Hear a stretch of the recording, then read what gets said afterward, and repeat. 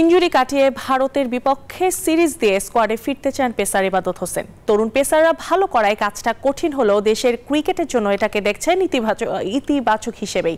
এদিকে ছুটির দিনেও মিরপুরে ঐচ্ছিক অনুশীলন করেছেন অধিনায়ক নাজমুল হোসেন শান্ত। মূলত অফ ফর্ম কাটাতেই এমন অনুশীলন টাইগার অধিনায়কের। আসন্ন ভারত সিরিজ ভিন্ন চ্যালেঞ্জ টাইগার পেসার ইবাদতের কাছে। ইনজুরির থাবায় বছর পেরিয়েছে, তবুও মাঠে ফেরা হয়নি সিলেটের এই ফাস্ট বোলারের। প্রতিপক্ষ ক্রিকেটের পরাশক্তি ভারত বরাবরই প্রিয় ইবাদতের কাছে। টাইগার ম্যানেজমেন্টের কাছ থেকে পেয়েছেন গ্রিন সিগন্যাল। ম্যাচের জন্য পুরোপুরি ফিট না হলেও দলের সঙ্গে চেন্নাইয়ের বিমান ধরছেন তিনি। বাংলাদেশ টিমের সাথে হয়তো আমাকে ইন্ডিয়াতে নিবে, ওখানে দেখা যাচ্ছে আমার যে বোলিং সাপোর্ট, আমার doctor, physio, fast bowling coach, trainer সবাইকে আমি পাবো। আর আরেকটা জিনিস হচ্ছে, বিশেষ করে বাংলাদেশ টিমের মনিটরিংয়ে থাকবো। এনজিওর কিস্তি প্রথমবার বিকাশ পেমেন্ট করলেই 20 টাকা ইনস্ট্যান্ট ক্যাশব্যাক।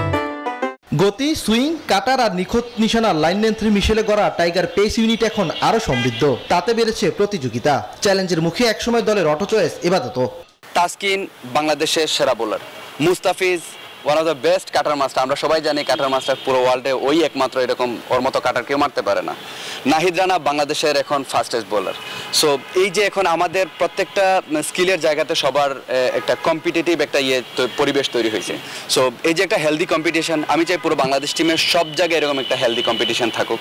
অন্যদিকে স্তব্ধ হোম অফ ক্রিকেটে নিজেকে খুঁজে পাওয়ার চেষ্টা অধিনায়ক শান্তর। দল সাফল্য পেলেও সবশেষ 9 ইনিংসে তার ব্যাটে 50-র দেখা নেই।